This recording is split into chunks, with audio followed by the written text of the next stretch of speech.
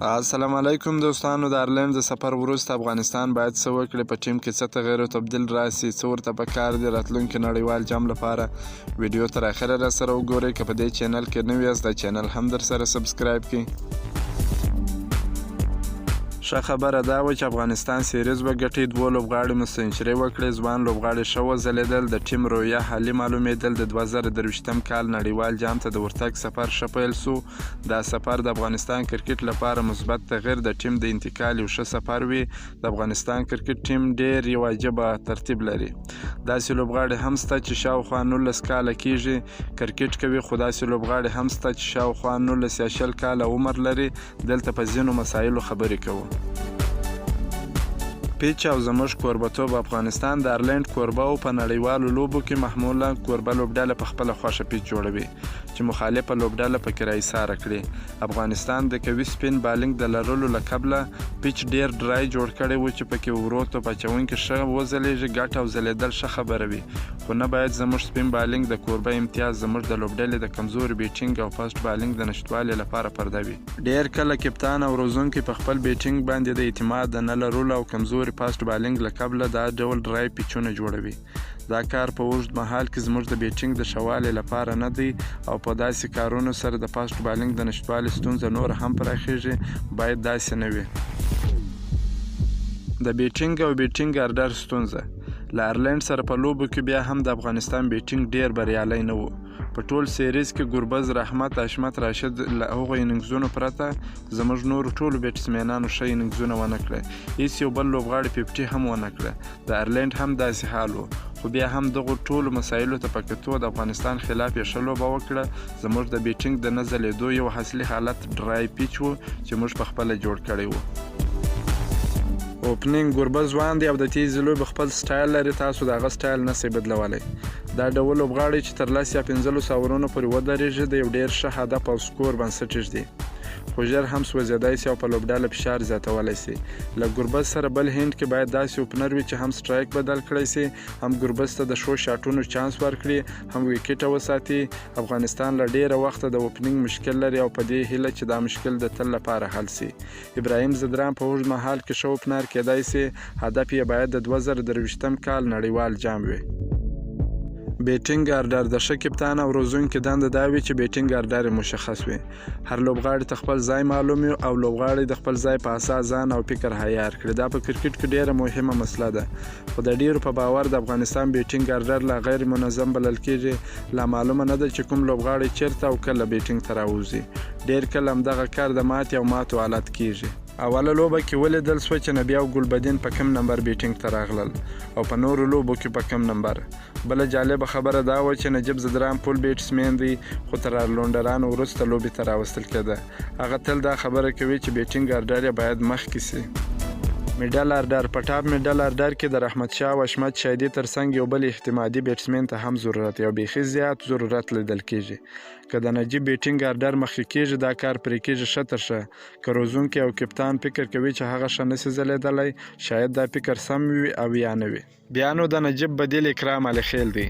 علي خیل د تخنیک او حوصلې او زغم لوبغاړی دی، ځوان دی او د لوبډلې هینده دی. د هغه په راتګ سره به یوه بله ګټه دا وسي چې کیپینګ به ملا هم ښه سي. اکرام تر ګربز ښه کیپر دی. البته میډل ارډر کې درویش رسولي او ځینې نور لوبغاړي هم شته چې باید راوستل سي.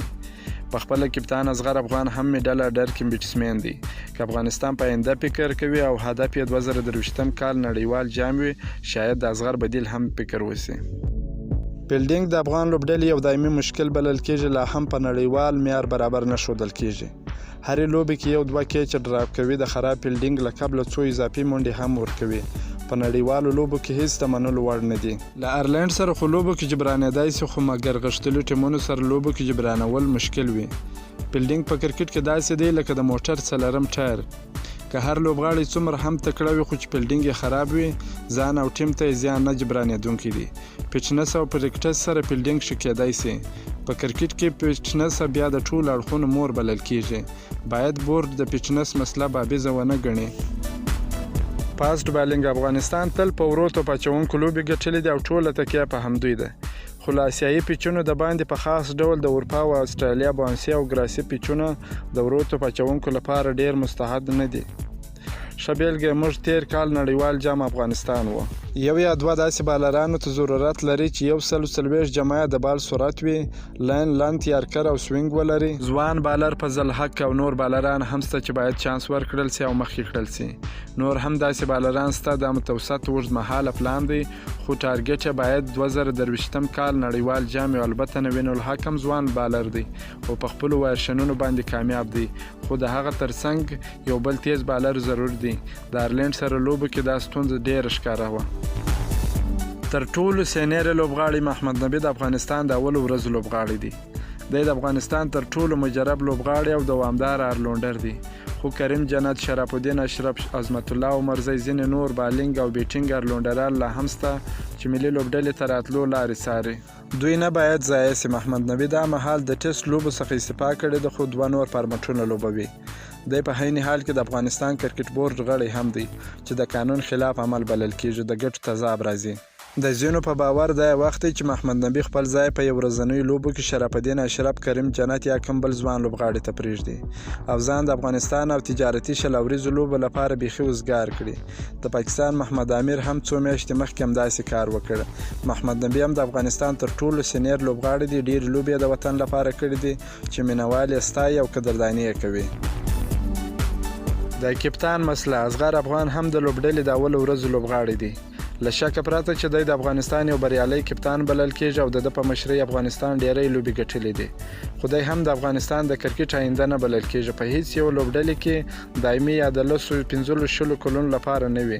دا به د کرکټ بورډ او خپله د کپتان لپاره یوه سخته پرېکړه وي چې بل کپتان یې پر ځای ټاکل کېږي. خو دا کار ناممکن نه دی که بورډ سر له اوسه یو ځوان کپتان چم او اصغر ته معرفي کړي چې تر 2023 کاله پورې وروځي.